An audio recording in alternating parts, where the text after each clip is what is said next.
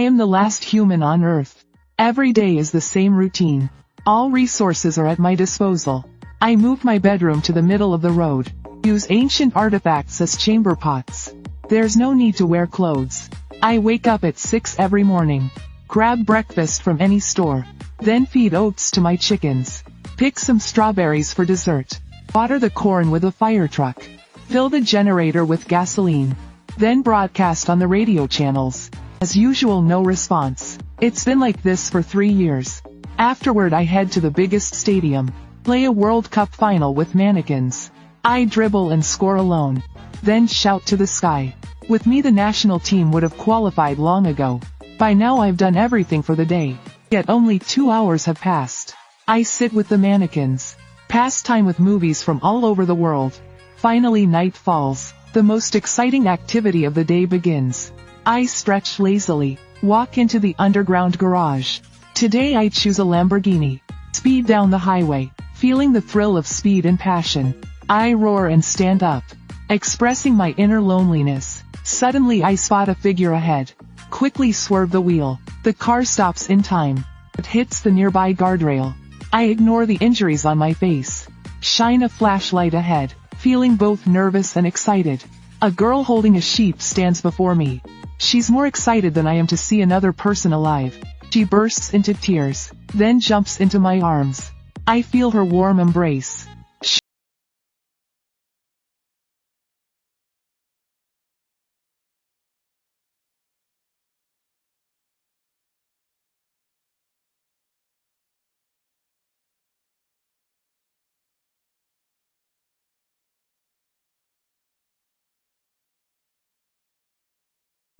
Indicating a human settlement in the north. She began her journey with just a sheep. It took her 9 months. I was the first person she met. As she told her story, I tried connecting the satellite TV. And it worked. A foreign leader appeared on the screen, inviting survivors worldwide. When we saw crowds on the screen, we couldn't contain our excitement. We cheered wildly. People. There were really people, and so many of them. That night the girl and I agreed to head to the nearest survivor city baiting. The next day we prepared supplies, released the chickens that kept me company for 3 years, set off in a G-Wagon full of hope. We came across a melon field. I collected some communication equipment. I turned out to be the last man on Earth. How would it feel to know you're the last man on Earth? I was stunned for 3 seconds.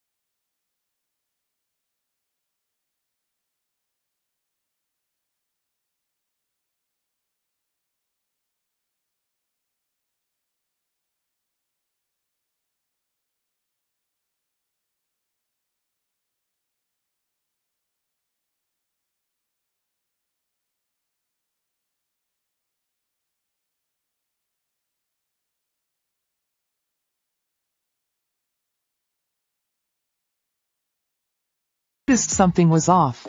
I quickly shouted, "Drive, don't stop." Soon the sign welcoming us to baiting appeared, but below it was a women's factory sign. It seemed baiting wasn't what we imagined. A roadblock suddenly appeared around the corner. A few armed women stopped us. I instantly got nervous. I messed up my hair to hide my face. Then I whispered to my sister to leave quickly. But she didn't realize the danger. Not only did she stop the car, she naively said she was here for reconstruction work. At that moment a woman with glasses spotted me. She She raised her gun and ordered me to get out. I grabbed a wrench and was about to open the door. Suddenly a purple-haired woman ran over shouting, "Sister, they're with us." She handed 2 chocolates to the woman. Then she led us away. The purple-haired woman sat in the back holding a lamb. She said, "I saved your lives. So give me this lamb." It turned out she saved us for the lamb. And she thought I was a girl disguised as a man. My sister immediately protested loudly. "He is not a fake man." I quickly shouted to stop my sister from speaking. "The lamb can't be yours." The purple-haired woman paused. She took out a 5Q and said, "How about I trade this with you?" Then she pointed the gun at my head. I stopped the car, feeling incredibly tense inside, but I firmly said, "You absolutely can't have the lamb." The purple-haired woman was about to get out with the lamb. I grabbed her arm firmly. I looked at her with determination. Seeing my resolve, she backed off. After getting out, she said, "You fake man really do have some masculinity." After leaving, we quickly arrived at the joint government office in Beijing. The person in charge was a blonde woman. She was extremely surprised to learn I was a man. She immediately took out her phone and sent a message. "The last man is Chinese. And he's standing next to me." The person in charge and I tried to stop her. But it was too late. The message spread like wildfire in less than a second. Countries around the world began to react. They were all talking about the last man. And that woman was even worse. She posted about me online, causing women everywhere to come after me. They even tried to pin me down on the street. I used all my strength to resist. Just as we were at a standoff, several luxury cars arrived. A Ferrari in the middle was decorated like a wedding car. A woman named Sister Diao, the leader of the Northern Army, got out. They were the biggest gang in the north after the apocalypse. Sister Diao looked at me teasingly and said, "Get in, hubby. I came specifically to pick you up. We'll go to the Potala Palace for the wedding." She walked towards me with a smile. The blonde foreigner immediately stepped in. She firmly said to Sister Diao, "This is the North American joint government area. You can't do as you please here." Sister Diao's face turned serious. She looked at the foreigner and said harshly, "You listen here. Here is China." Blood splattered on my face. The woman who claimed to own me has fallen in front of me. I looked at the dark muzzle and knew this woman was even more terrifying. If I don't do something unexpected, it's hard to escape. So I suddenly rushed forward and pinned Sister Diao down. But to be a leader, she must be formidable. With a slight effort of her hand, she threw me to the ground, then easily subdued me. At this moment, a shovel suddenly fell from the sky. It turned out another foreigner drove an excavator. She attacked Sister Diao with the shovel and shouted for me to run away. The other Dongbei soldiers opened fire at the excavator. I took the chance to grab my sister and prepare to escape.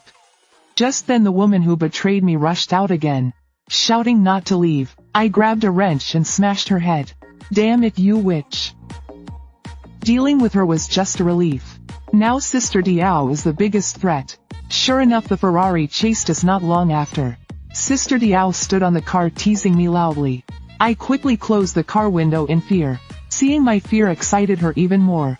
She jumped directly onto my car. I never thought a woman would chase a man so crazily. I wonder if I met the last woman on earth, would she chase me like this? Suddenly the sound of shattering glass startled me. She broke my car window with her bare hands. My mental defenses completely collapsed. I thought if she climbed in, I'd just give in. Just then the roar of a motorcycle came from behind. Sister Diao looked back, her brows furrowed, muttering, "Damn it, it's those persistent guys again."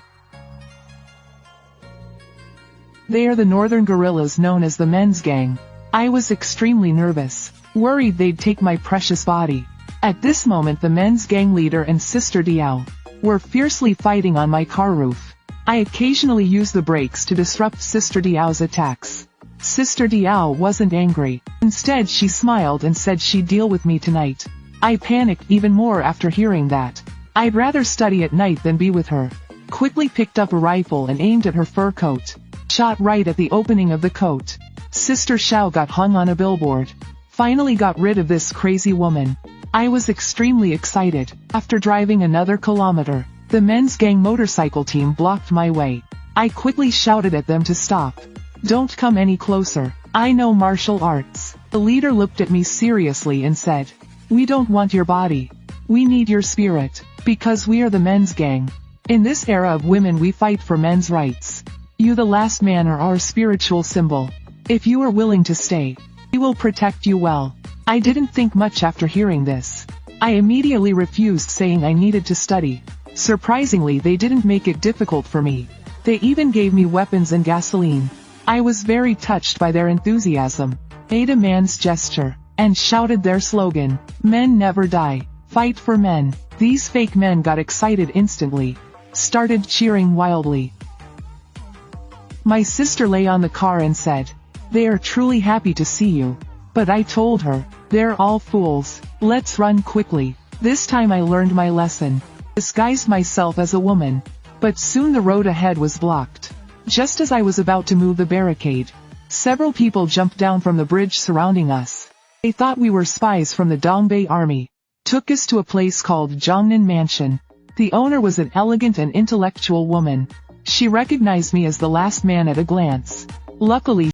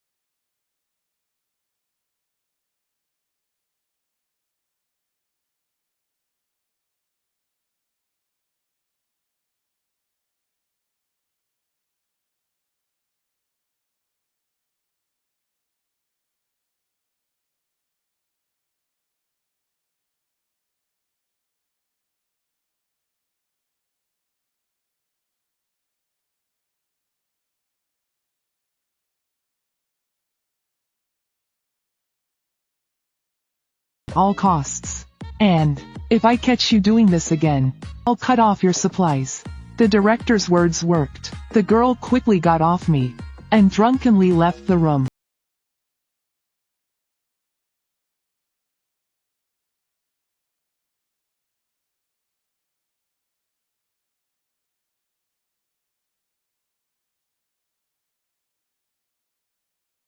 Steps approached from behind. I knew without looking it was the director and my sister.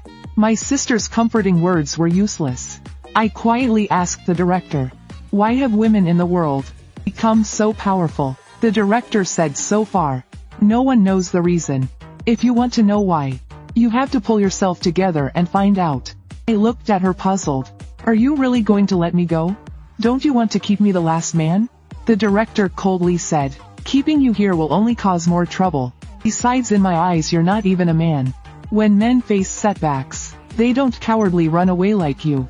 In my eyes, you're more like a child leaving home for the first time.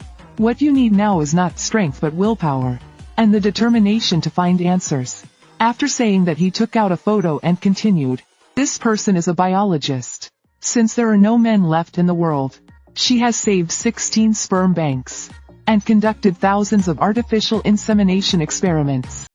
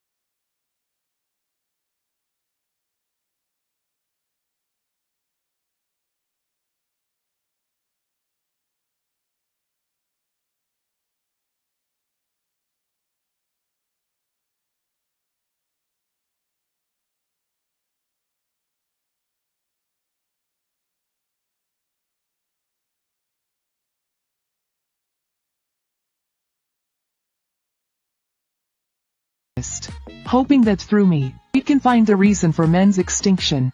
But as soon as we stepped out we were surrounded by guards. It turns out Hong Ying had already ordered that no one should let me go. The director frowned and said move aside. The girl stood her ground. Because for 3 years the guards have survived on her supplies. And now they're turning against her for a man. The director lifted her skirt. And with a kick sent the girl flying.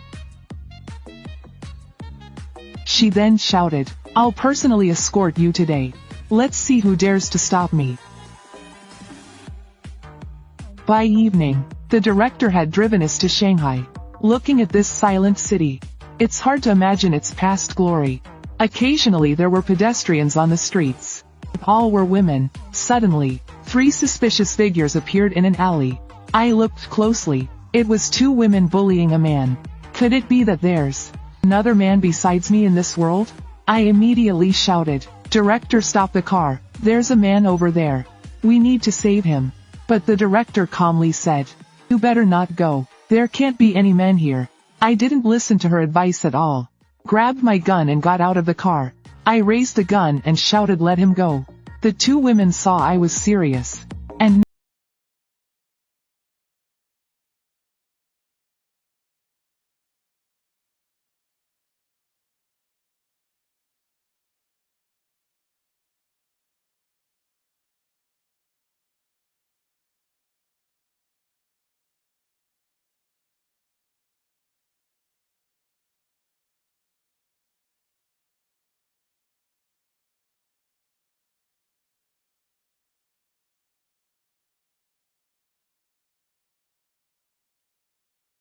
legs.